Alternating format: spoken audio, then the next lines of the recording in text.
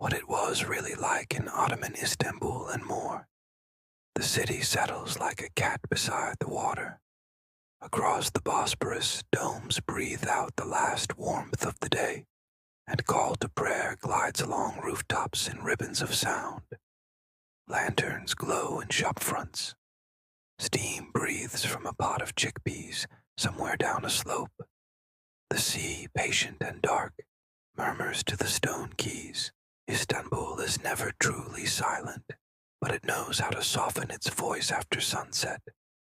You can hear it, the creak of a moored boat, the soft clatter of copper bowls being stacked, the distant clop of hooves on damp stone. Somewhere a night watchman taps his wooden clapper to mark the hour, a hollow, reassuring sound that says, the streets are watched. Night is an order, not a chaos. We will move gently here. We won't chase battles or count the thunder of cannons. We are not in pursuit of shock. Instead, we will learn the city by its textures and its routines.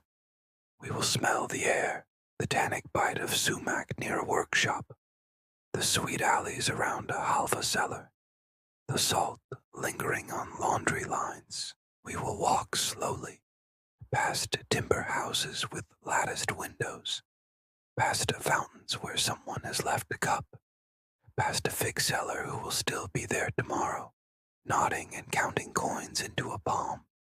The city you may know from maps, from triumphs and sieges, has another life, one lived in the small daily obediences that make a place possible. Tonight's journey is measured and human, a craft, a court, a mystery, and a council. First, we will descend to the vats with those who tan the hides that become belts, book covers, slippers, and saddles the objects that hold an empire together in 1,000 quiet ways. Their work is honest, necessary, and difficult. The hands that do it are rarely recorded, but the city relies on their patience. You will hear the scrape of a knife across flesh, the swill of water in a trough, and the careful arithmetic of a guild that regulates how, when, and at what price a hide is turned into something usable. There is stench. There is skill. There is community. There is fatigue.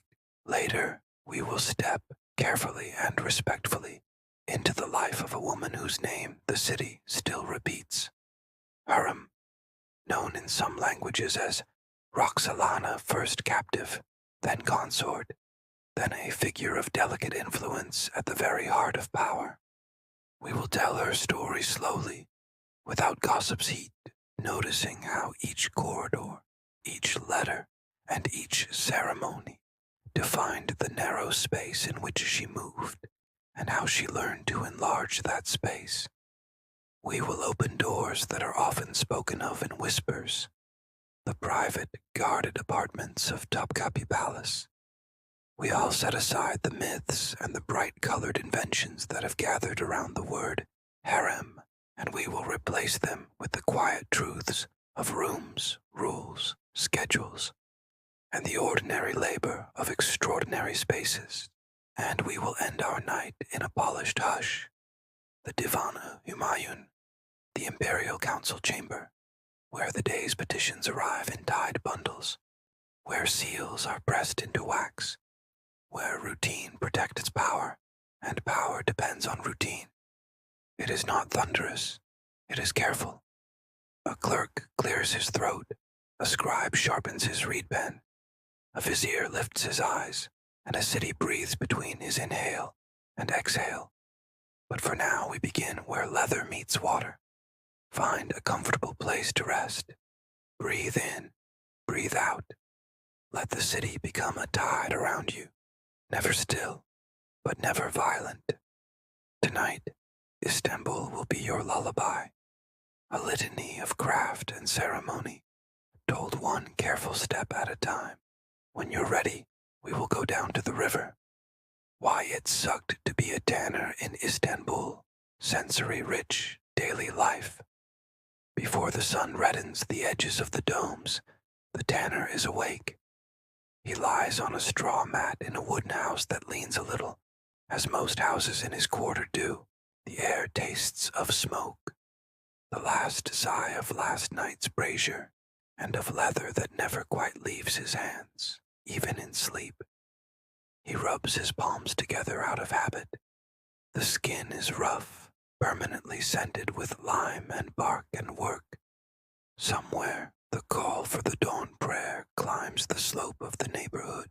He sits up, finds the cool brass of a small ewer, and pours water over his fingers and wrists, his face and feet, washing not to erase the smell. That will not happen, but to greet the day properly. His name isn't written in chronicles, but you can give him one if it helps you know him. Call him Hassan. He is a deba, a tanner, one among many, part of a guild that knows his measure. How long he has served as apprentice, Jirak, when he became a journeyman, Kalfa, what he can charge for his labor, how many hides his workshop may process in a given season. He has a master, Usta, who is both a teacher and inspector, and a circle of brothers in the craft who will notice if he grows proud, stingy, or careless. The city's market inspector, the Motasib, can appear at any time to check the scale, the quality, the compliance with posted prices, NRH. To be small in a big city is to be held by rules. The rules, in turn, hold the city. Hassan steps into the lane.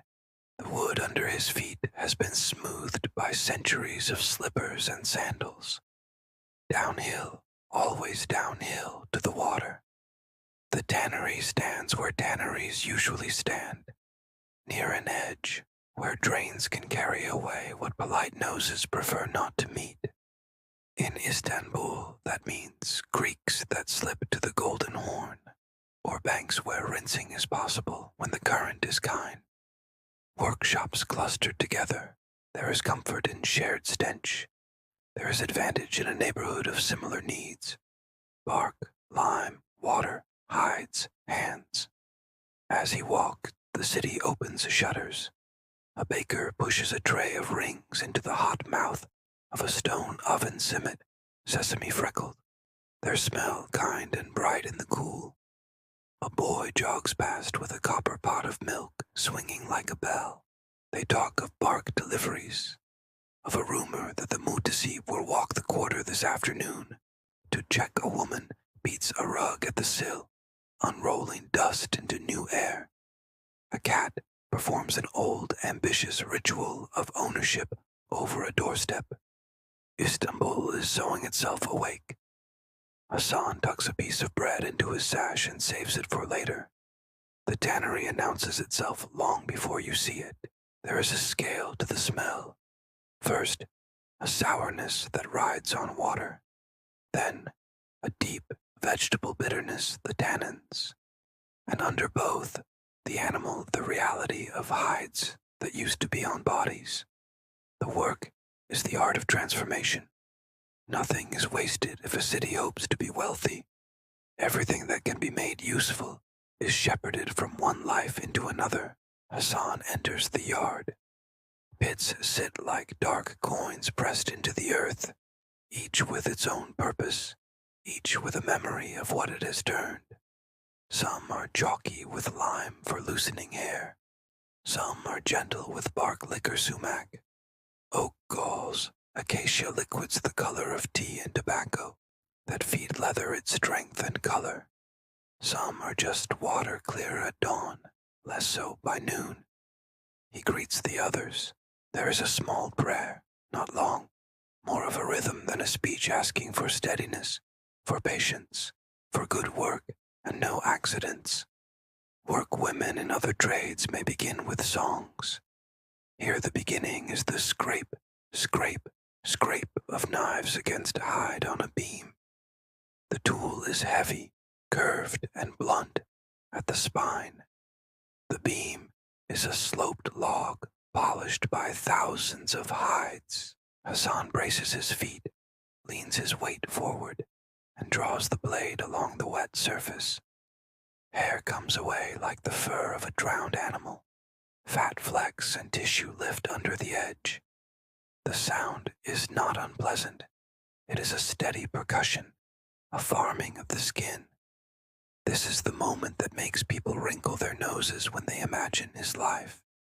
It is also the moment when skill matters most. Too much pressure, and the hide tears. Too little, and the future leather will keep unwanted remnants that will rot. The guild knows how to judge a good scrape. The master will run a thumb along the grain and know, as surely as a baker knows dough, whether the craft has been honored. Hassan has worked long enough that his hands understand when to ease, when to insist. When the de-hairing is done, the hides rest in lime, a chalky bath that finishes the loosening and opens the fibers.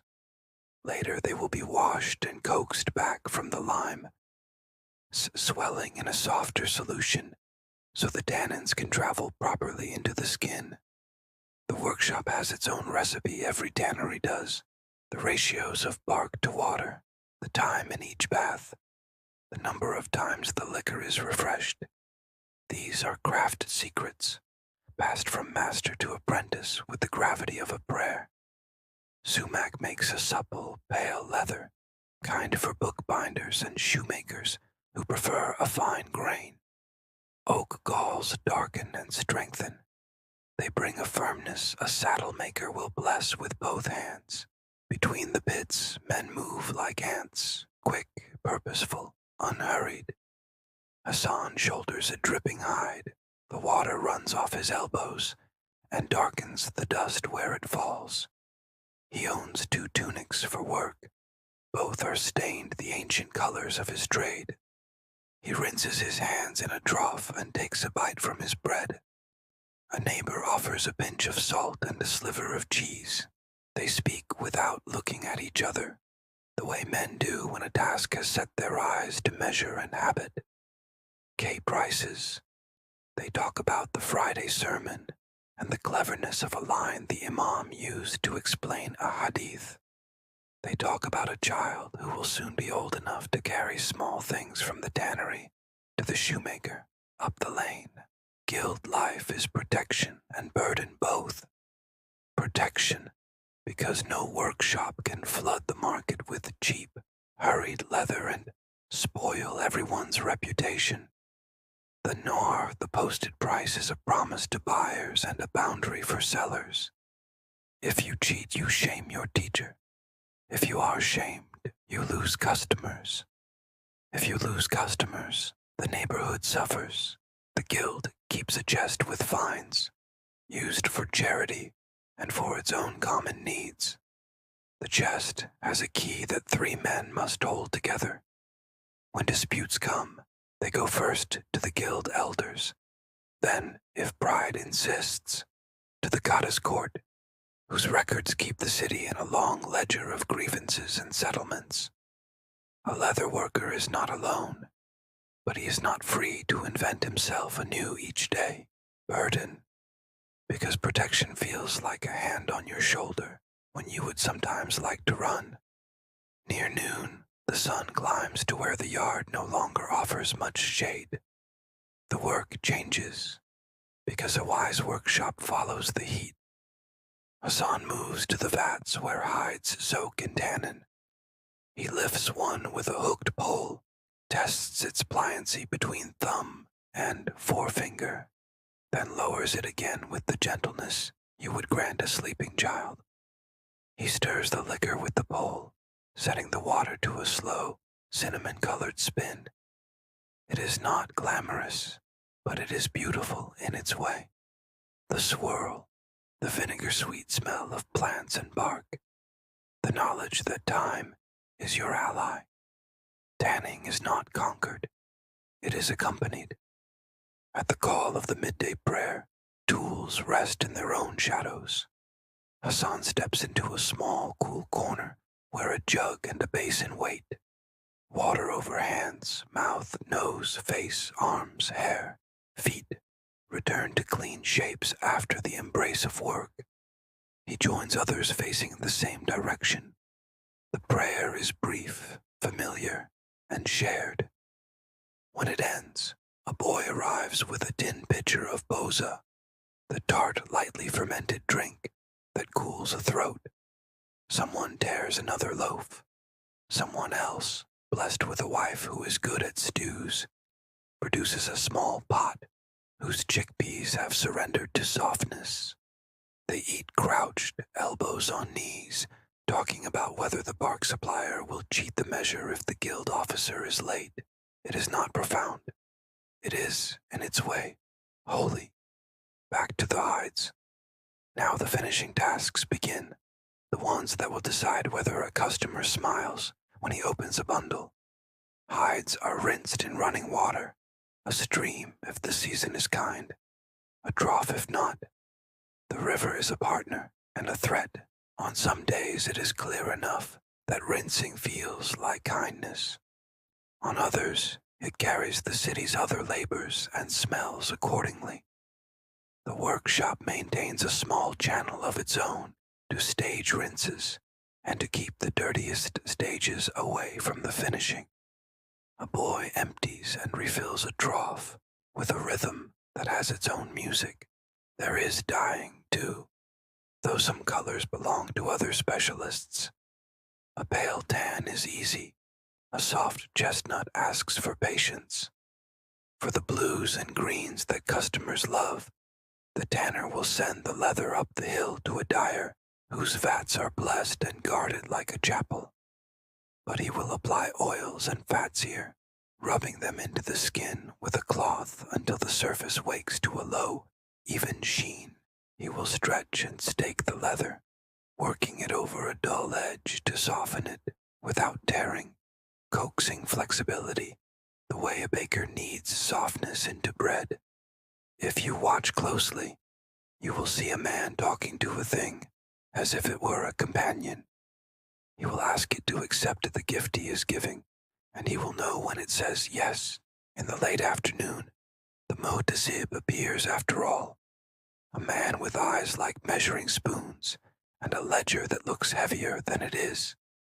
He walks the yard, glances at scales, tests the thickness of a finished piece, asks prices, and writes them down in a precise, indifferent hand. The workshop bends around him like reeds around a stone in a stream. Polite, steady, unsurprised, he finds little to fault today.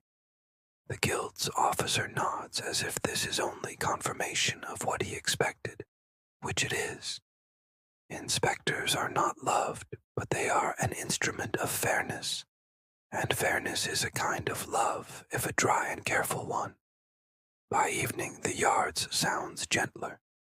The light turns a kind yellow, and birds investigate the edges of the roof with the curiosity of thieves. Hassan gathers scraps. Nothing is thrown away unless it truly cannot be used. Small pieces go to a bookmaker who lines spines and corners with slivers of strong leather. Trimmings become patches. Shavings can be sold for glue making, where the city performs another of its quiet transformations. He ties a bundle with the twine and balances it on his shoulder. On the walk home, the city has changed again. The smell of the tannery washes off your clothes only slowly, but the street smells are stronger now. Grilled fish along the shore, where men with hands like rope sell what the evening brought. Coal smoke from the baths, where the last customers of the day will sit in steam and let the weight of their hours fall off their backs. Hassan will go there once a week if he can afford it. On other days, he will scrub at home with hot water and an old cloth, and he will be clean enough for sleep and prayer, and one more round of sunrise. At a small fountain, he pauses. The basin has a cup chained to it. He drinks, careful to spill a little first, for blessing and for courtesy. A dervish passes, humming a tune that is half song, half reminder. A papermaker's boy rushes by, his hands inked black as the inside of a walnut. Someone haggles about onions.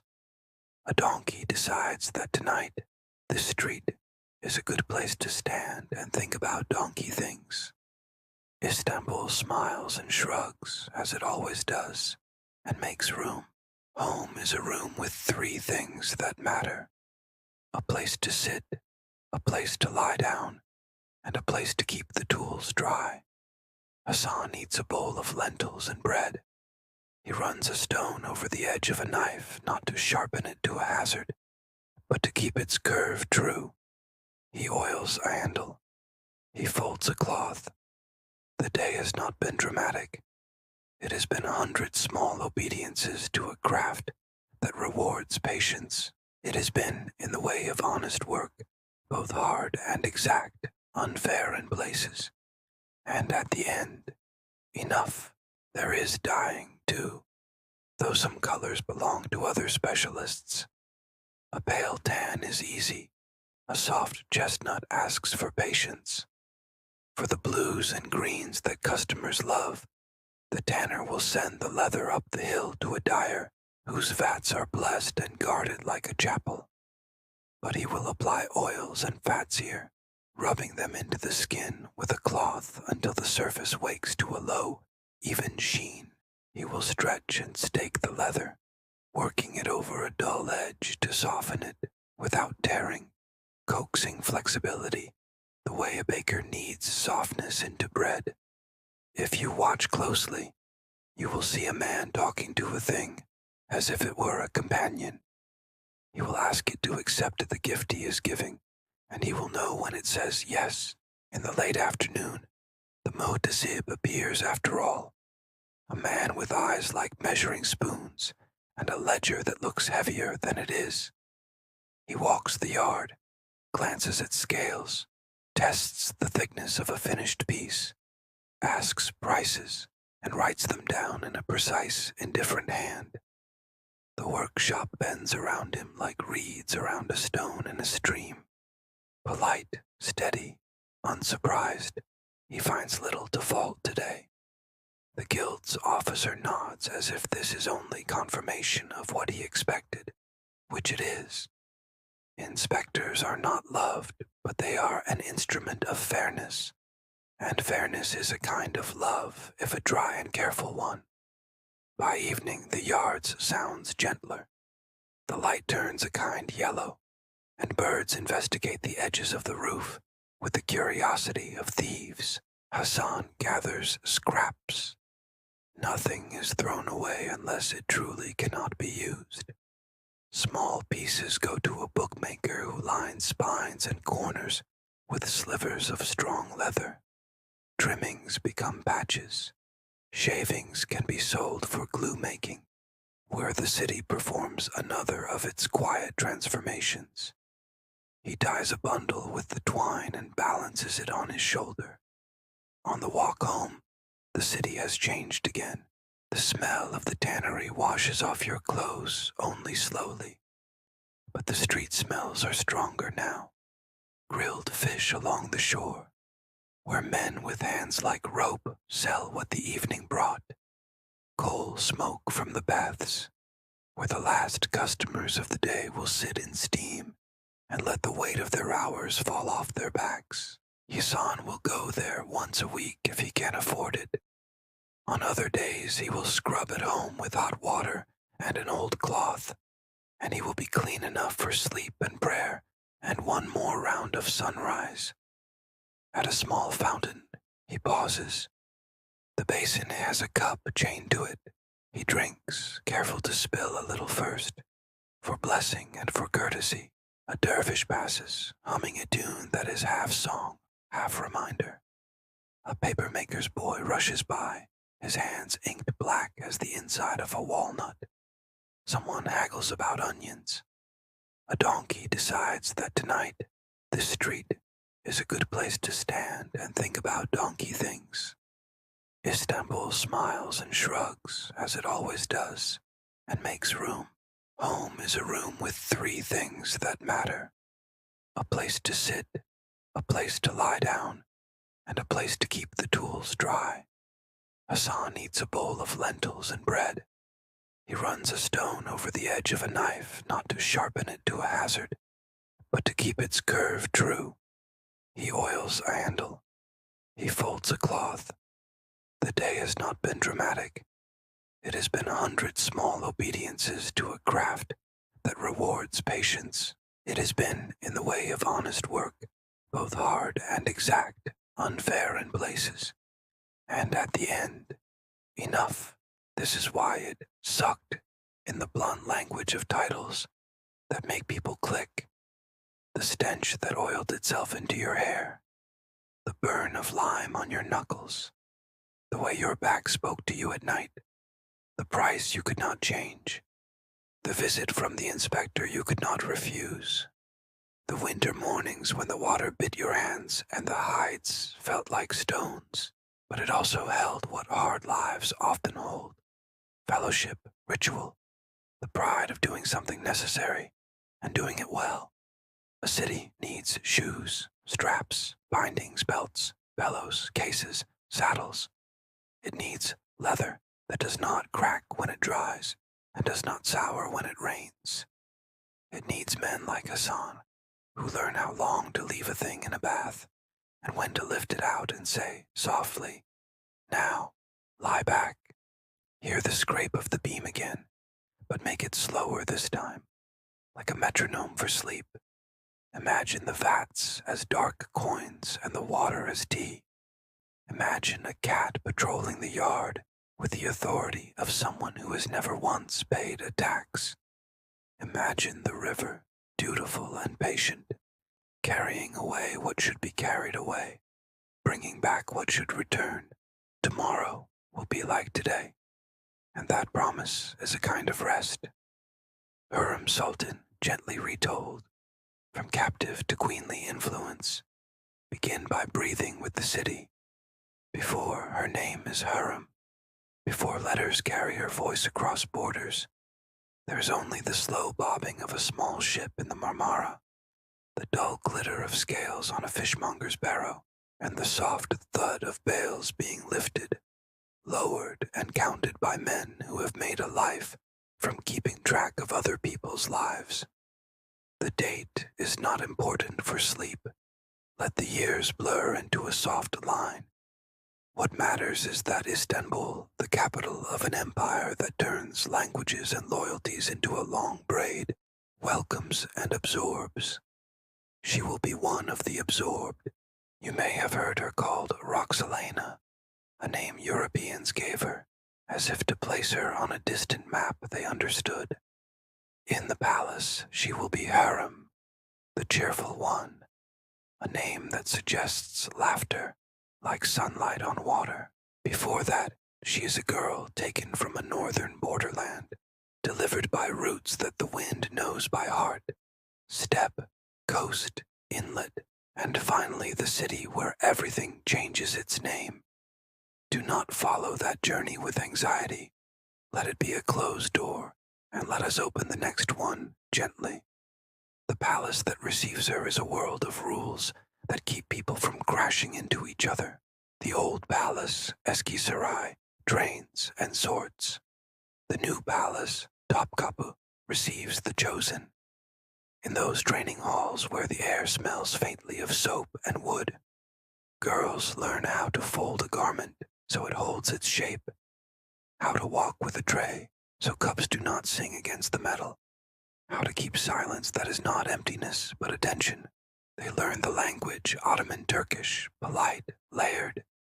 They learn to read some, to sew much, to observe always. They learn that power here has a texture linen, velvet, and paper, and that to touch it, you must first become invisible and exact. Hurrem learns quickly. The women around her notice. Not the flatterers, they have no rank here, but the ones who have nothing to prove. Senior attendants, the kind-eyed literate woman who oversees prayers, the woman who measures time by the laundry, the woman who chooses who will serve, in which corridor, on which day. Quiet excellence is a defensible form of ambition. Hurrem's laughter light, but not reckless, does not grate against the rules. It oils them. A door opens. Suleiman is not a myth doer. He is a man who prays at dawn, whose ink-stained fingers sign orders that leave the city as folded birds. He reads verses, writes poems, and hears petitions. His days are scheduled as tightly as strings on a rebab. When he sees Hurrem at first only as one sees someone who carries a tray, quietly and correctly. He notices the steadiness before he notices the eyes. The court is full of beauty. Steadiness is rarer. Slowly, a new geometry arranges the space between them. She becomes not merely present, but necessary. This is not the leap that gossip loves. It is a series of small, measured steps. She is taught to write letters as a lady of the inner palace should.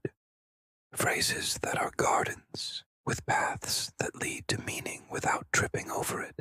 She is taught the habits of a consort, how to receive gifts, how to refuse them without insult, how to ask for a thing in a way that makes the asker grateful to have given it. She learns the book of the city by heart, its fountains, markets, guilds, and mosques, its names for the winds, its timetable of ships. When she bears children, the first proof of a place no rival can dismantle. The palace changes around her. There is an apartment, there are nurses, there are women with hands made gentle by years of bathing infants and of arranging soft turban cloths. There is also attention, which is both blanket and blade. She bows to the Valide Sultan, Hafsa, the Sultan's mother, who is at this time the mountain around which many currents flow. Hafsa knows what it takes to survive here without becoming stone. She watches the young woman who makes her son's expression soften. If Hurrem is wise, and she is, she gives the Valide the courtesies that seed trust. Not showy, not brittle, but exact. Letters begin to multiply like birds returning in spring. Hurrem writes to her husband when he is away on campaign, and the tone is not thunder, but low rain, steady, affectionate, threaded with small details that assure him the household continues as he would wish. She writes, too, beyond the walls. Polite replies to noblewomen who send gifts and later carefully phrased letters to rulers on the empire's borders, especially to Poland, Lithuania, where her remembered language curls at the edges of the page, like an old ribbon. The letters are not policy, they are courtesy, and courtesy is an oil for the hinges of history. Understand the limits and the lever. The harem is a household before it is a legend. The chief black eunuch oversees its gates. The matrons tend its order. The most senior women maintain a peace that is not always quiet. Hurrem navigates this with the grace of someone who knows that a straight line is not always the shortest path. She trains her eyes to read the room, who is wounded by an old slight, who needs a task to return a sense of purpose, who must be treated like an elderly auntie, even when their power has become mostly ornamental. She discovers that kindness, given without witness, can be a form of armor. She uses it well. Outside her doors, the empire keeps its ledger. Revenue comes in, judgments go out. Inside, she claims a different kind of authority, one that makes men comfortable pretending it does not exist. She asks the chief architect, a rising man named Sinan, about a bathhouse near Hagia Sophia, a gift for the city, water made into mercy. Plans are drawn, twin halls for men and women, domes that catch the day's last light, marble that holds warmth the way a memory does. The baths will bear her name. and her endowment will keep water hot long after her hands are gone. Charity becomes her signature, a soup kitchen in the holy city of Jerusalem, where pilgrims arrive with the souls made thin by devotion, a hospice for those who cannot walk as fast as the market demands, fountains that turn corners into oases. Each is a vakaf, a legal trust, lands, rents, and duties set aside, not as ornament, but as guarantee. The documents blossom in careful script. This field will pay for soap, this shop for lentils, this orchard for repairs to the roof. A woman who cannot sit in council finds another room in which to speak. There are storms, and she does not sleep through them. Succession is the palace's perpetual anxiety, a throb behind the walls like a hidden spring. A prince's face is a prophecy. A mother's smile is mistaken for a plan. Hurrem bears sons, Mehmed, Selim, Bayezid, Cihangir, and a daughter, Mihrima, whose mind is both quick and kind. There is another prince, Mustafa, born to Mahidevran, popular with soldiers, and loved by those who think he looks like the certainty they want. Rumors build scaffolds around every gesture. A letter becomes a ladder. A gift becomes a weight. Do not look for villains here. Look for rules of a game none of them wrote. The empire's law discourages the co-rule of brothers. It prefers singularity to division. The path to the singular is strewn with grief, an accusation of treason, a whisper that becomes a sentence, a tent by a campaign road where tears fall on hard-packed earth. Hurrem has been accused by many of making the storm. Others say she only built an umbrella while it rained. For sleep, we do not choose between those stories. We notice instead how a woman who has no seat at council learned to survive in a world where men take decisions and women live with them. Her daughter marries Rustem, a skilled administrator whose calm face is a locked door. This alliance, like all alliances, brings both shelter and new drafts of wind. Rustem's rise ties Hurrem to the world, beyond silk screens and lamps.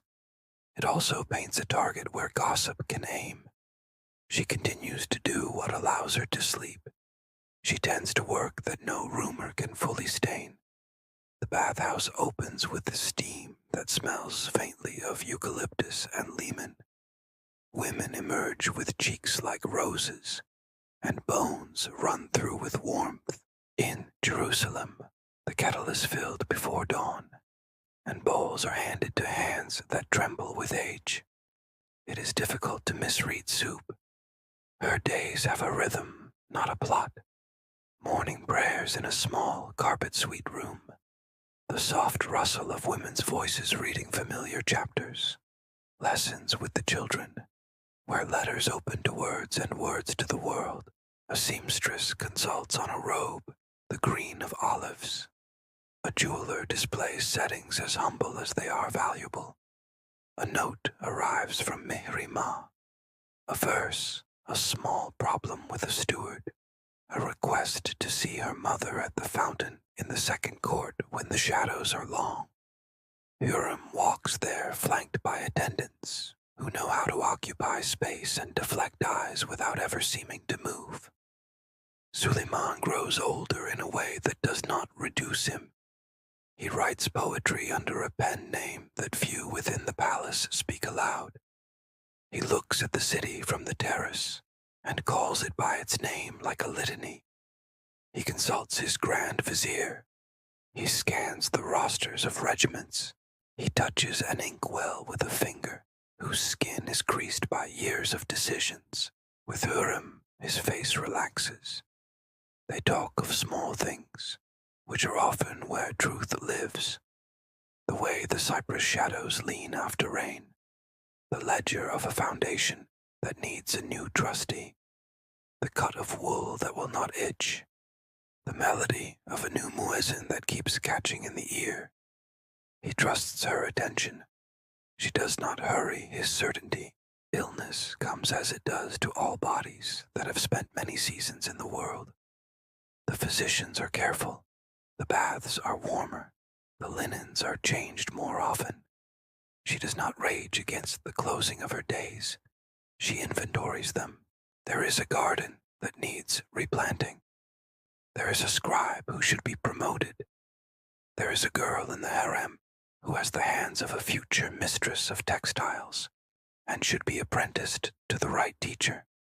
She sends gifts to the holy cities, not as bribes, but as ballast dates, cloth, oil, and intention. A woman who spent her youth being moved decides where things will move next. When she dies, she does not leave the city. The city keeps her. A doom rises within the precincts of a mosque that crowns a hill the mosque of the man who loved, ruled, and outlived her. The architect knows how to make marble feel like patience. Inside, tiles the color of a deep sea reflect lamplight in a way that makes it look like dawn. Visitors come to murmur prayers, to ask that their own households might learn the art of balancing order and mercy. The charity kitchens continue to ladle. The bath continues to steam. The fountains continue to speak the small language of water finding a path. In death, as in life, Hurrem is easiest to misread if you hurry. Do not. Stay with the slow facts. A servant trained to precision. A consort who learned that gentleness can be a strategy. A mother in a palace where motherhood and politics could never be separated by a wall. A patron whose endowments turned coin into warm water and soup. The empire was loud when it needed to be. She was effective when she was quiet. Between those two, a city was held together. If you are still awake, let her day become yours. Imagine tracing with your finger the lines of her vakuf deed, the way each clause turns like a vine to clasp exactly what it needs. Imagine the steam on a winter afternoon within the bath that bears her name, the way a woman who has been in cold rooms too long feels heat walk back into her bones. Imagine a letter, folded, sealed, and sent northward, saying nothing dangerous and everything necessary, that peace is preferable, that trade should continue, that God sees what men forget. Imagine a mother's hand smoothing a child's hair before a lesson begins, for even princes learn fastest when someone believes they can. Hurrem's influence was not the thunder. It was the resonance after. It was the way a chamber remembers a song. Topkapi's harem. Myth versus routine. Spaces, rules, real rhythms. Begin with a corridor. It is narrow enough that voices become gentler without being told to hush. On one side, a grill of gilded lattice breaks the morning into small, moving tiles of light. On the other, a lime-washed wall holds the cool of the night a little longer than you'd expect. The floor is stone, worn soft by tread, and the air contains those smells that define a household more faithfully than any inventory. Soap, warm linen, faint rose water, lamp oil, and where the corridor bends, the ghost of steam from a bath that has just been stoked. This is the golden road Alton Yol Topkapi's most whispered about passage. In paintings and novels, this corridor becomes a myth, a river on which perfumed intrigues float by. In truth, it is simpler and more human, a protected artery linking the Sultan's private apartment to the heart of the inner household, where women and children live, learn, keep order, and keep time. Layers of paint, touch-polished wood, and deep blue tile speak of years. Attendants step aside for their seniors in a quiet choreography of rank, learned young and practiced for life. No one hurries. Hurrying is how one forgets details, and here details are the hinges of everything. To understand the harem, Step out of the story others told about it, and into the rooms that made it possible. The people, not the caricatures. Forget the postcard vision of languid women idling among cushions. A palace is a workplace. The harem is a household whose members' lives are defined by tasks, schedules, and expectations so clearly etched that they become second nature, exactly the kind of certainty that helps a city the size of an empire keep its balance. At the summit stands the Valide Sultan where she lives. Her apartment is an axis. Below and around her are the Haseki, chief consort when one exists, the Kadin, officially ranked consorts, and a hierarchy of attendants, Hazinadar, stewardesses, Kalfas, senior attendants, instructors, and Ustas, masters of crafts. Younger women arrive as pupils. They are trained in the language and religion of the court, in literacy, music, needlework, and the manners that are a currency in themselves. Some will marry men of rank and leave the palace with a dowry, becoming nodes of loyalty across the capital and the provinces. Some will serve at higher levels within. A very few will become mothers of princes, a path that reshapes their rooms and responsibilities. The palace keeps meticulous Kayat records of who is who, where they come from, what they can do. A person is seen here as a sum of competences. The Kuslar Asa, the chief black eunuch, is both gate and bridge, guardian of the harem's doors, manager of communication between inner and outer courts, superintendent of certain pious endowments, Vakuf, whose revenues nourish kitchens and fountains in holy cities far away. Under him, ranks of eunuchs take posts at thresholds, carry messages under seal, and make sure that who should not meet does not, and who must meet does so at the right hour with the proper salams. Their quarters frame the first courtyard, like parenthesis, and their walking is the sound of rules, not threat. Scribes, yes. Inside the harem sit at low tables with reed pens that drink ink the color of figs. Accounts are kept, letters drafted, inventories updated. The harem is not a dark secret. It is an office with curtains and stricter proprieties. From time to time, a qadi, judge, or palace official will witness and register documents relating to marriages, manumissions, or endowments. Order is not a rumor here. It is ink. There are craftswomen, embroiderers who turn silk into architecture on cloth, quilters who make winter feel less like a sentence, women who piece together costumes for festivals and store them in camphor-scented chests, music instructors who tune the young to oud, nay, and voice, teachers of recitation whose palm can find a slip in tajweed by ear. And there are the invisible experts without whom cooks cannot cook and baths cannot steam, water carriers, fuel porters, sweepers, washerwomen in the laundry halls where steam turns speech into mist. This is not idleness. It is a tightly woven fabric of labor, the architecture of seclusion and care. Think of the harem as a nested set of courtyards, each with its own temperature and character. The outermost threshold, as you enter from the sultan side of the palace, opens into the courtyard of the black eunuch's quarters and duty posts of the Kuslar Asa, the chief black eunuch, and his corps. These men, trusted guardians brought here as boys and trained into a lifetime of administration and watchfulness, are the gatekeepers of rules everyone already knows. Their presence does not feel like a fortress. It feels like a reminder. A palace functions when people behave as expected. Turn inward and you reach the courtyard of the concubines, a rectangle of light where laundry lines sometimes echo like pennants, and where the day's first chores make a soft domestic music.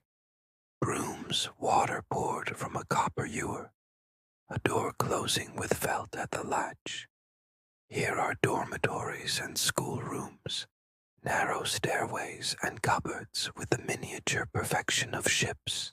There are instructors, Kalfa senior attendants, and Usta masters who oversee reading, writing, arithmetic, Quranic recitation, music, needlework, and those courtesies that oil the gears of a court.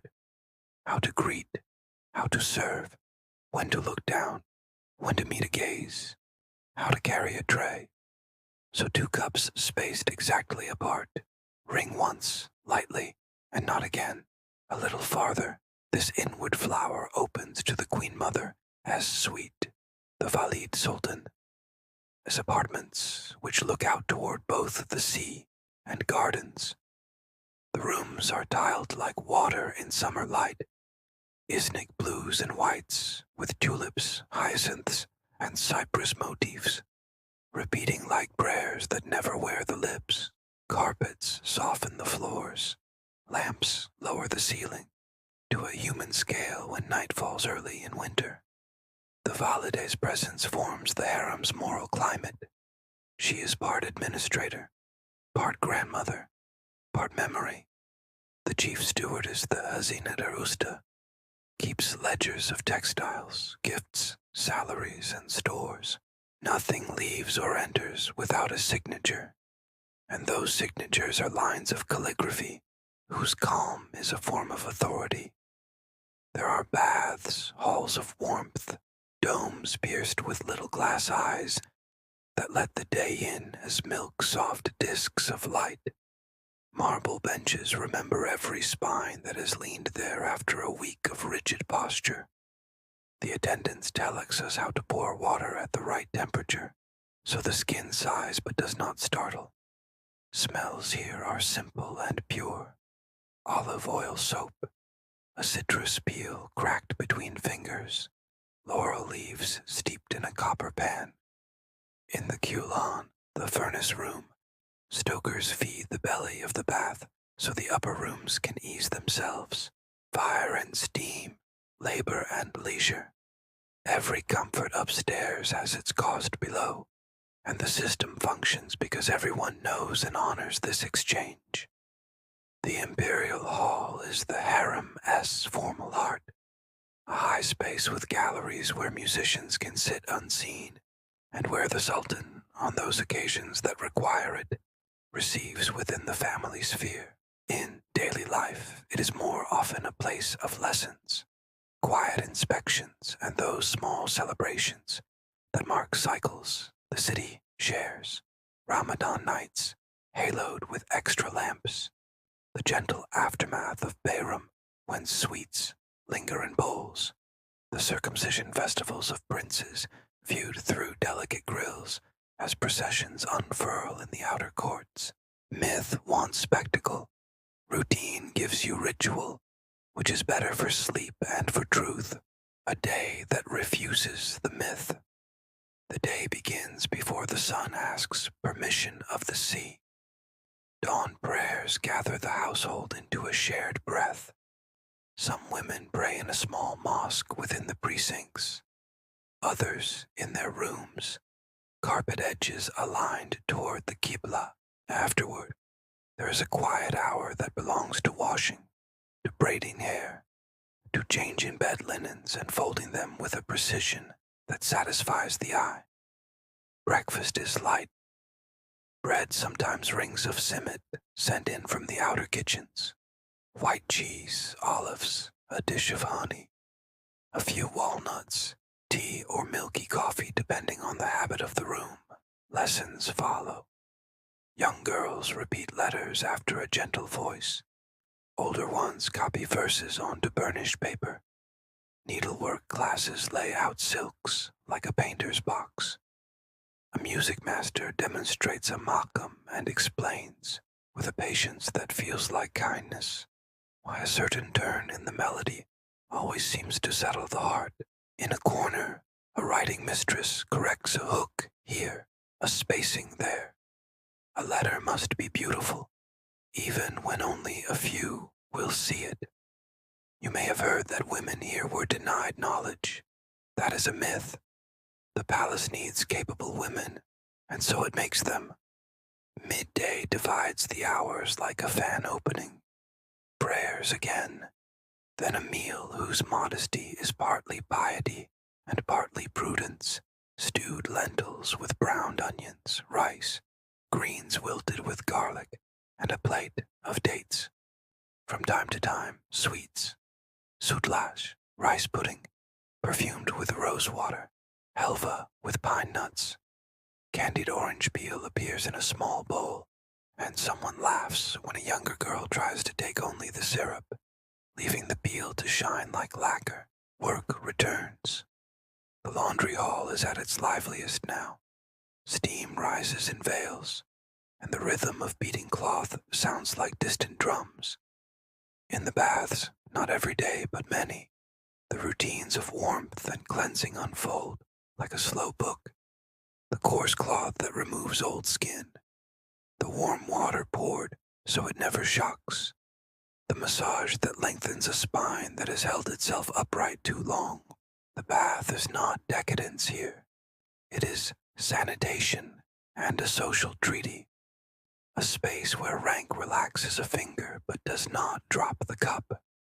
In the afternoons, the valide receives or inspects, or simply walks through her rooms.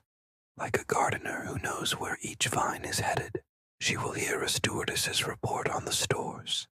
Silk, cotton, wool, camphor, rose water, beeswax for candles. Approve a marriage for a woman who has served a certain number of years and is ready to leave the palace with a husband of respectable service. Sign a document about a fountain whose stonework needs attention before frost. She is not a mythic matriarch. She is a chief operations officer in a world that names such work with domestic words. Sometimes the Sultan visits the inner apartments. The corridor prepares mats straightened, lamps topped up, a carpet beat once more, then laid so the pile sits the same way throughout. The women whose duty is to serve on such days are not ornaments. They are professionals. A tray arrives bearing coffee so black it contains night. Cups are spaced, saucers warmed. Conversation is ritualized by rank and by affection both. The younger children make their brief appearances, eyes searching faces for permission, the way all children do, and then are guided back to tutors. A household is both display and privacy.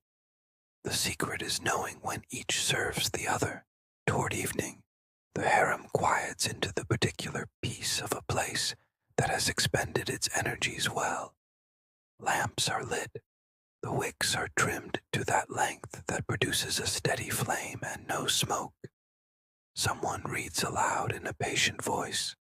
Someone embroiders a border that will take a winter to finish. Someone copies a recipe for syrup to be kept against coughs. The call to prayer outside is answered inside by soft rearrangements. Slippers placed neatly, a tray of cups lifted and carried to the scullery, a window pushed open to let night air exchange with the days. This routine is not the story people travel to hear, and yet it is the story you can trust.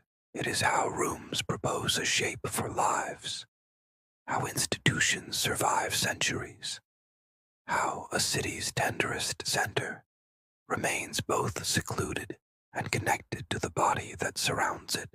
Gates, rules, and the safety of predictability.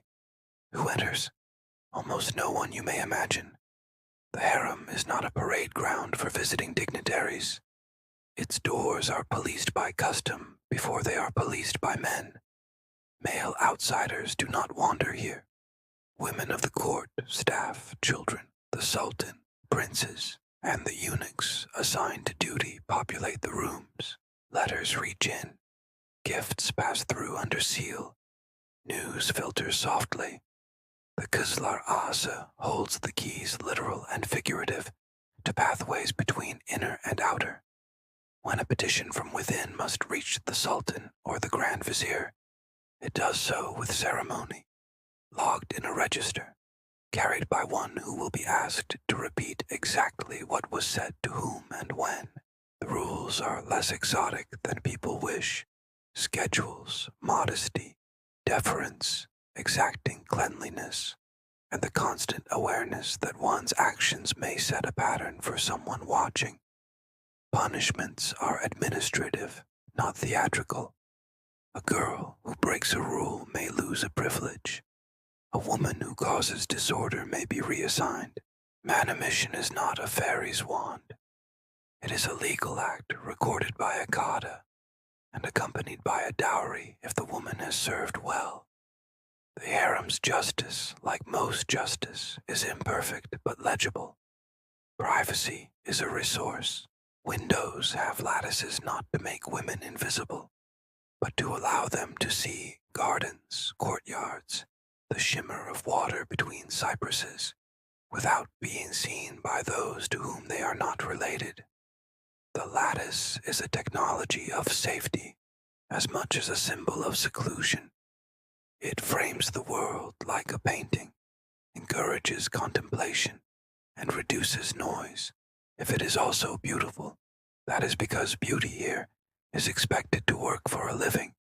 Festivals, seasons, and the soft tilt of the year. Ramadan nudges the household into a different rhythm. Pre-dawn, suhoor, taken in rooms made tender by lamplight, late-night readings.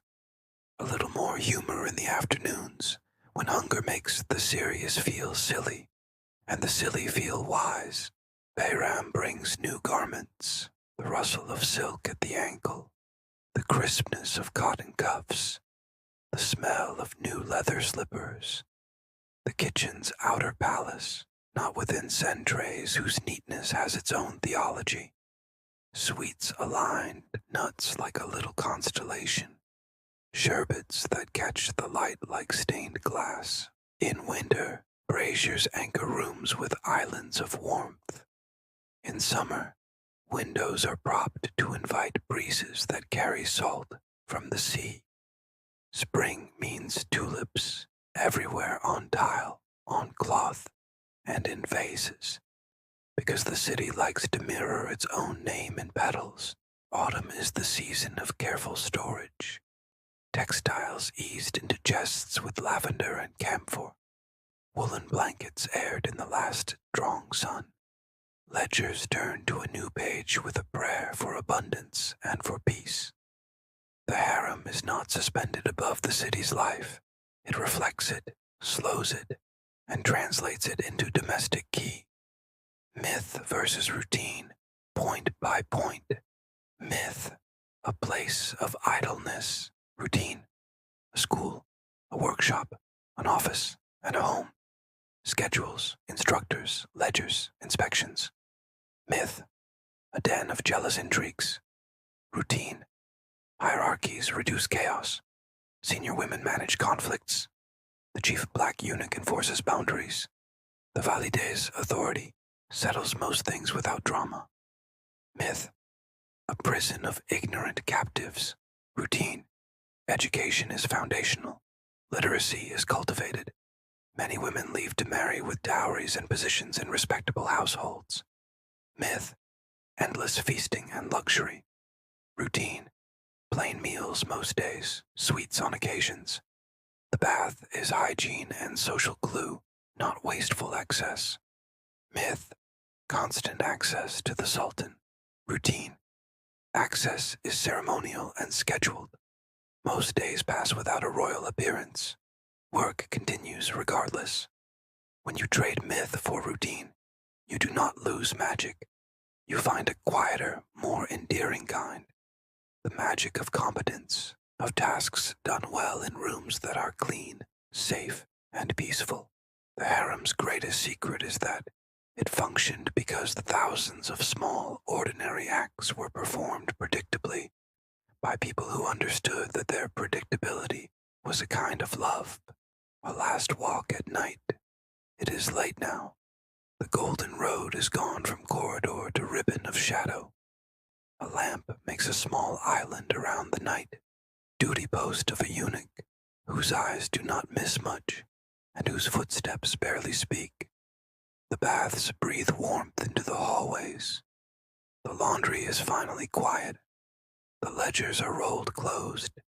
The last tray of cups returns to the scullery with a porcelain hush. A breeze comes off the Bosporus and threads through the lattices.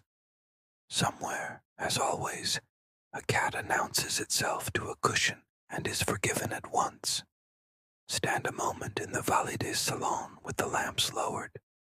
The tiles shimmer like a dream about water. If you look through the screen toward the outer courts, you can see the faintest glimmer where torches might still be passing near the kitchens. Think of all the doorways between you and that light, each one an idea about how to keep a family safe. Think of the women who learned to read here and then read ledgers no one else could balance. Of the girls who grew into wives whose households would mirror this order in miniature. Of the letters that went out from these rooms, folded like swallows, and flown on the backs of men who respected seals more than swords. The harem, like most things worth believing in, becomes clearer the longer you sit with it. Stay a little longer. Let the oil in the lamp finish its last appointment with the wick. When you go softly, and take the rhythm of this place with you. Not scandal, not spectacle, just care organized into rooms. Morning with a Grand Vizier, petitions, the Divan, and ceremony begin before the doors open. The Grand Vizier, as chambers, are quiet in that devoted way of rooms that rise earlier than the sun. Coals wink under ash. A copper ewer sits in a bowl, its neck beaded with dew from water drawn in the night. Ablution. First hands, mouth, nose, face, arms, head, feet. Because a day that will touch other lives must begin with a touch of order. The carpet's weave gently presses itself into the knees. The prayers familiar, the syllables slow and even, like knots in a rope you trust with your weight. When he stands, the day stands with him. His attendants move as though the floor has taught them where to put their feet. The vizier's robe is lifted and eased onto his shoulders, not ornament, but uniform, a statement of service more than pride. Silk that doesn't shout, wool that remembers winter, a sash that can hold tools a clerk might envy more than a soldier. Seal case, small knife, folded paper, reed pen wrapped in cloth. Someone offers a dish of thick, sweetened coffee, the first weight in the stomach that will see him through the first tide of petitions. He drinks half, nods once, and steps into the corridor where a breath of dawn from the sea cools the lamps.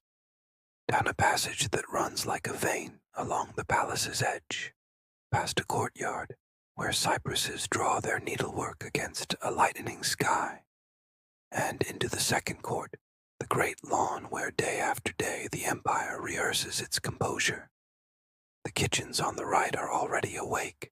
Their chimneys make low statements to the air. On the left, the council chamber, the cupi alta, under the domes, sits like a low, thoughtful forehead, with 3 rounded thoughts behind it. Guards at the threshold bow, not with surprise, this is what mornings are for, but with the gentle respect a schedule deserves. Inside, the first sound is paper. It is the hush of reed pens being tested on scraps, the faint hiss of sand poured in a thin line to dry a sentence, the almost inaudible thud of a clerk as palm on a ledger to keep the page from turning off its own mind. Scribes are arranged along low tables. Their knives are sharp for trimming nibs. Their ink is the color of heat-stunned figs. In a niche, a brazier nurses a coal, and a pot keeps wax willing. The Nishanshu, the chancellor, sits a little apart, his instruments like a physician's. Compasses, a thin ruler, sharpened pens, reserved for drawing the imperial tura, the Sultan's calligraphic signature. He will not use them yet. First comes listening. The viziers arrive in order, silk whispering against wool, steps measured to the rhythm of a place that believes time is a ladder, not a river. The Defterdar, treasurer of the empire's revenues, brings books whose bindings are both handsome and stern. The Reis-ul-Kutab, chief of the chancery, bearer of foreign letters and the neatest repertory of diplomatic phrases in the city, sits with a portfolio whose leather remembers many hands. Ah, officers of the janissaries, of the cavalry with faces that say, steady, even when the news in their pockets says soon. The Kapajabasha, chief of the gatekeepers, organizes the flow of bodies so that the room never seems crowded, only purposeful. The Grand Vizier takes his place on a low carpeted bench beneath one of the domes. The cushion holds him without enveloping. The back of the seat reminds him of weight, not comfort. He greets each man with the kind of minimal courtesy that keeps mornings from becoming festivals. The ceremonial greeting is not a wall between them. It is the step that allows them all to stand at the same height. The doors open fully. Petitions enter like folded birds with stories on their wings. Ards Mazar, written in careful hands, sometimes by the petitioner, often by a friend or neighborhood scribe, each tied with a plain thread, sometimes sealed with wax whose impression is a ring or a borrowed stamp. A clerk receives them, records their arrival in a register whose columns assure the city that forgetting is not an official policy here, and places them in bundles. Each bundle is a knot of hope, grievances against a corrupt tax farmer, a guild's protest about an undercut price, a widow asking that a judge revisit a decision, a village headman narrating the damage last spring. Flood did to a bridge the imperial courier depends upon. The empire is large. The council is a listening device pressed to its chest. The first bundle is for market matters, because mourning belongs to trade.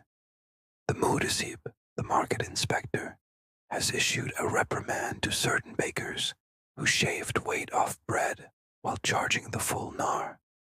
He proposes fines. The guild replies that flour shipments were late and dear. Evidence is read out in a voice that is trained to be both audible and unexcited. The Grand Vizier asks 2 questions, both about weights and delivery notes, and then another, softer one, whether the poor quarter near the docks has received its usual allotment from the soup kitchen this week.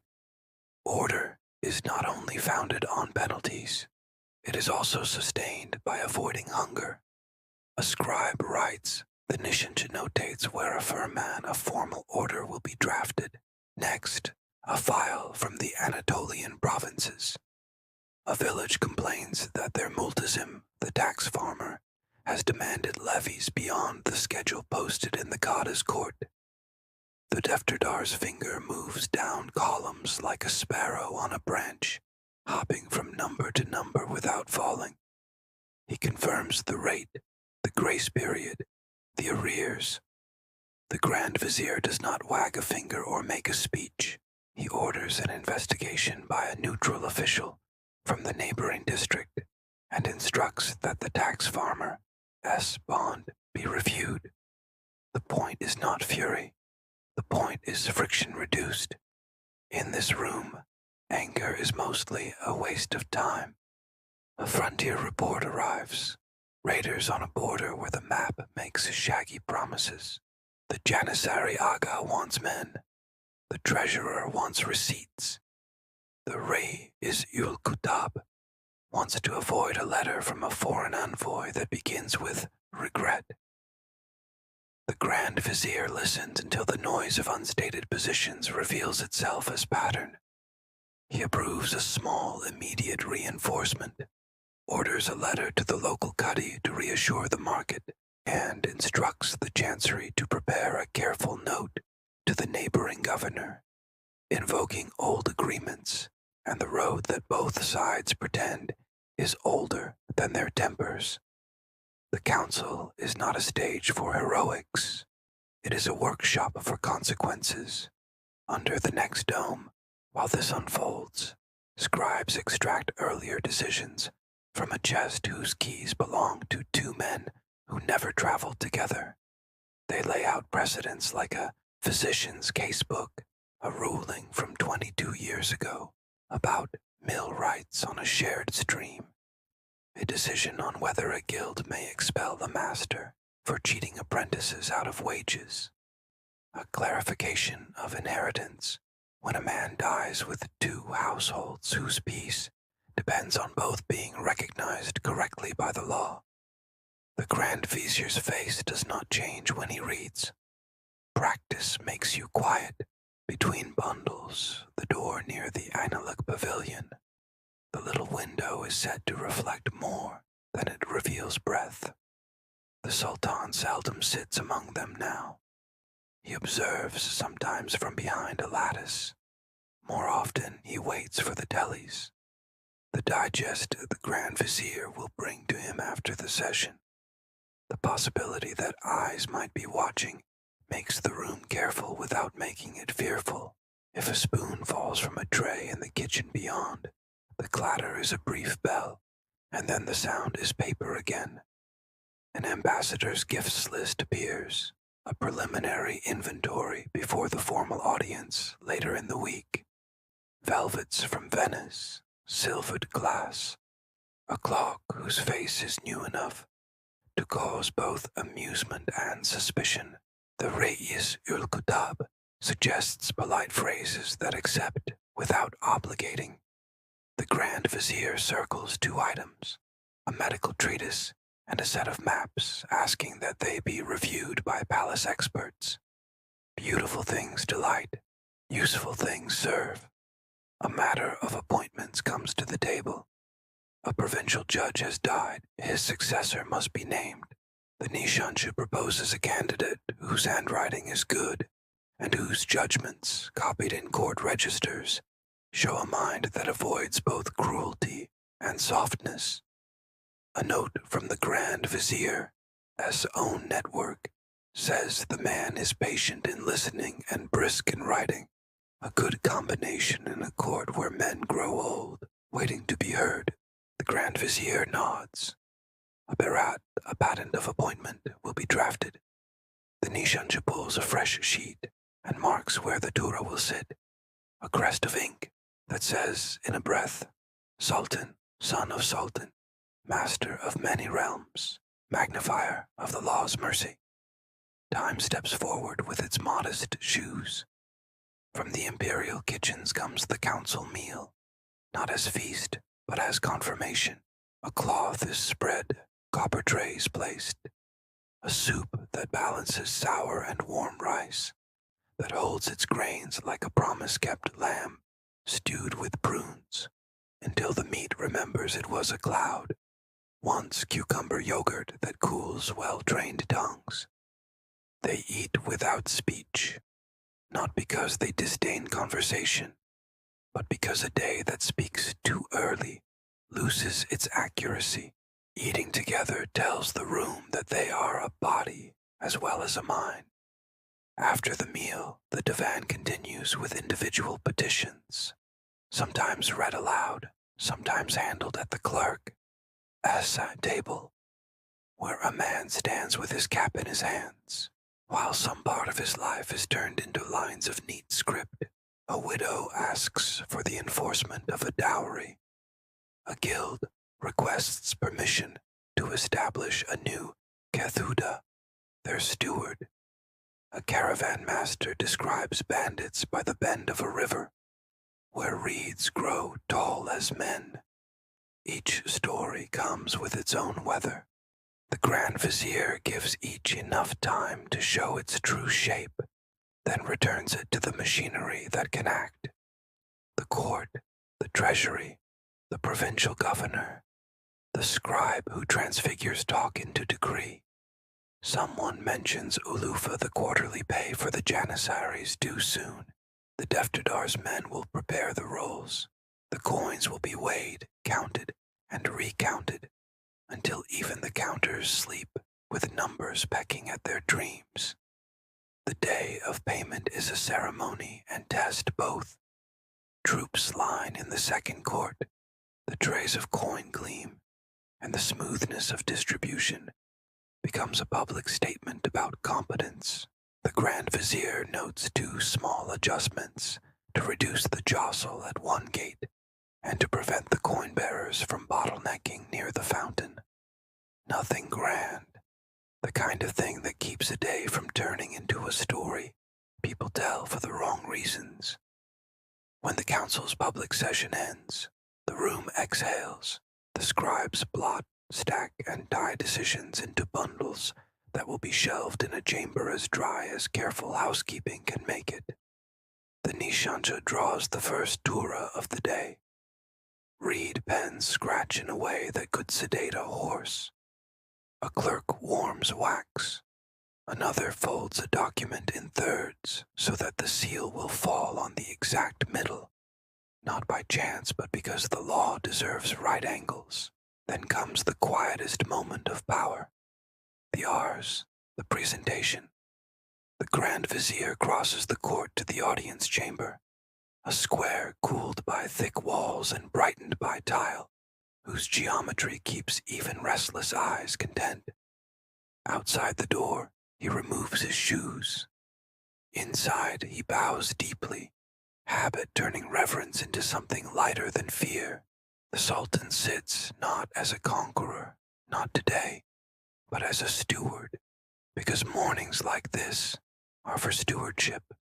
The Vizier presents the carefully prepared digest of what the council has heard and what it proposes to do. He does not flood the room. He streams it.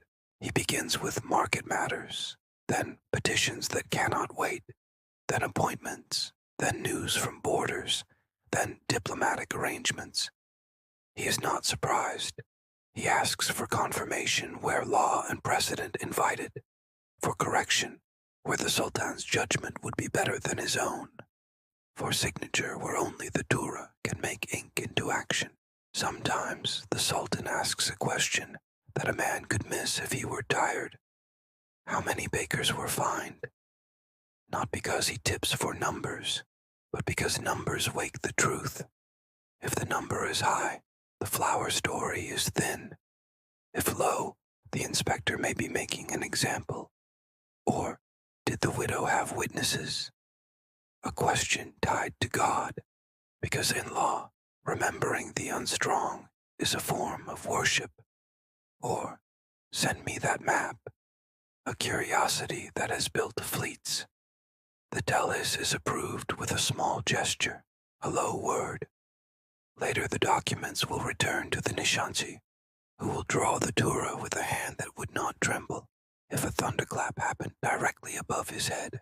The Chancery will copy, summarize, and send.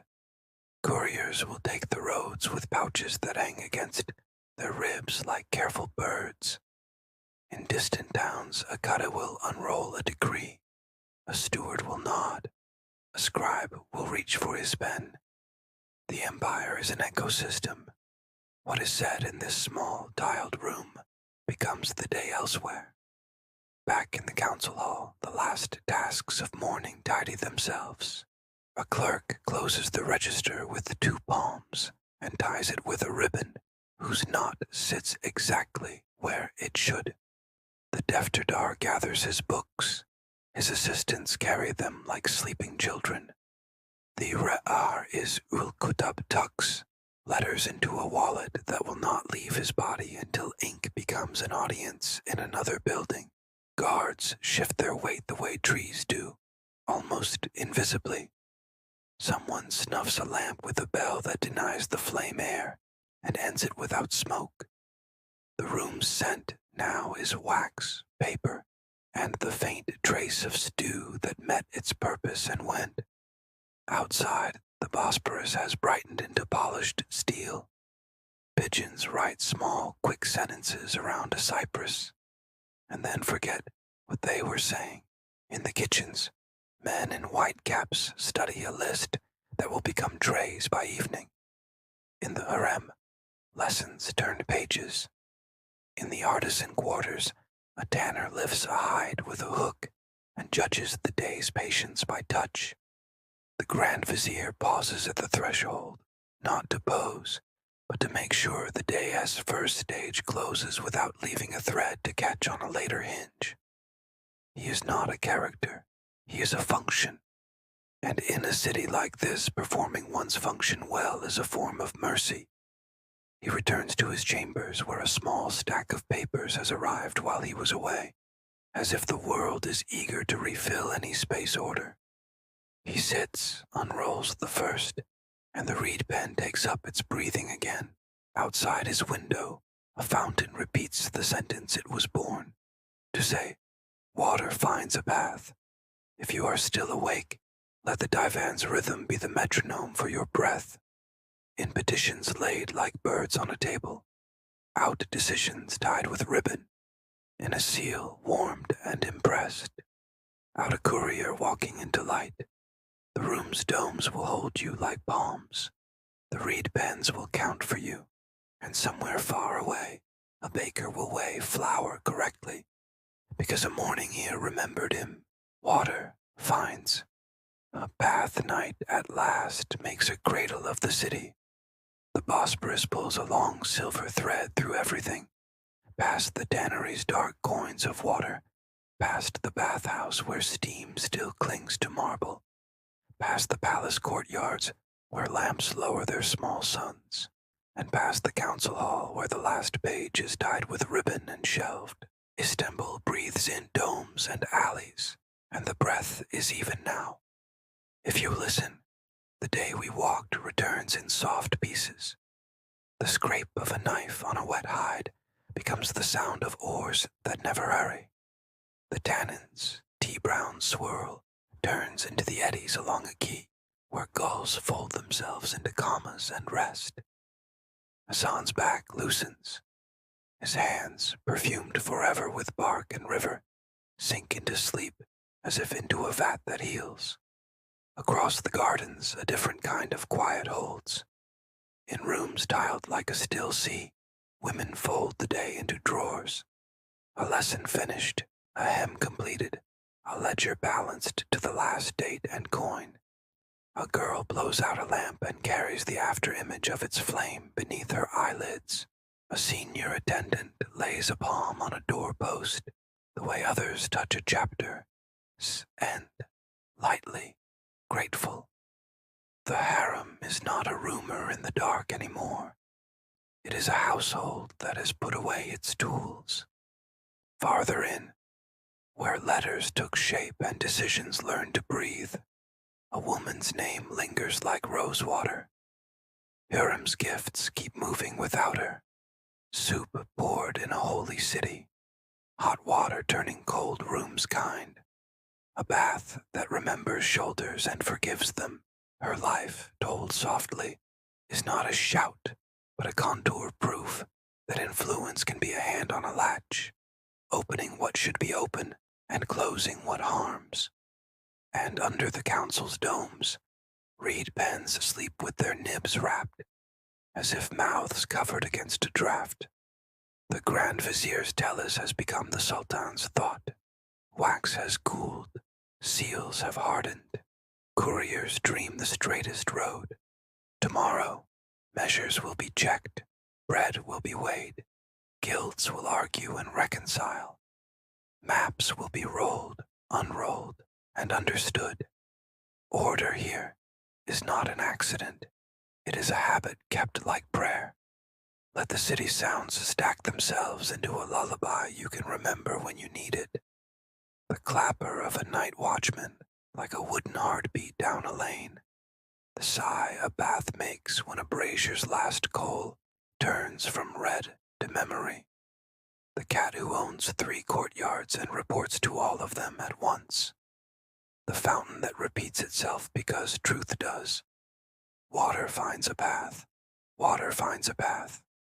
If your mind wants pictures, give it gentler ones now. A tray of cups spaced just so, ringing once and then never again. A ledger closed with 2 palms, the knot tied in the middle because symmetry keeps promises better than speech. A hide lifted with a hook and judged by touch alone. A little crescent of yolk yellow light in a lattice, moving across the tile like a minute hand with manners. And if your mind wants steps, give it the steps that the city taught us, down to the water in the morning, across the golden road at noon, into the council hall when the ink is ready, back through gardens where cypress trees make the sky look taller, then home, a mat, a bowl, a folded cloth, the proof that small things make a life and keep a city from falling apart. Sleep now, if you haven't already. Istanbul will go on counting for you. Coins, loaves, signatures, prayers, until your breath and the Bosporus share a pace. When you wake, the domes will still be there, convex stories catching light. The markets will fuss kindly. The boats will write their short, foamy sentences across the strait. Somewhere, a tanner will test a finished piece and nod. Somewhere, a clerk will draw a line straighter than I thought. Somewhere, a woman will turn a key, and water will sing against stone. Water finds a path. Let yours be the easiest one, down into rest.